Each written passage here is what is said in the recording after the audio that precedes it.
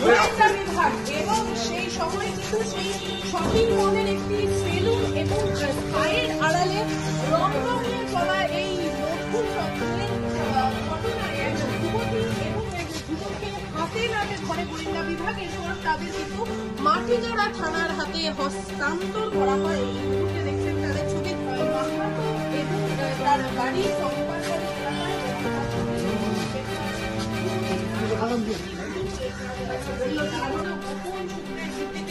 অভিযান চালায় পুলিশ গোয়েন্দা বিভাগ এবং সেই অভিযানে সাপোর্ট এই ধৃতদের নিয়ে যাওয়া হচ্ছে শিলিগুড়ির মহকুমা আদালতের উদ্দেশ্যে। এবং আপনাদের জানিয়ে রাখি 20 বছরের মে মাসে কিন্তু একই ধরনের ঘটনা উঠে আসছিল সেই নামকরা শপিং মল থেকেই।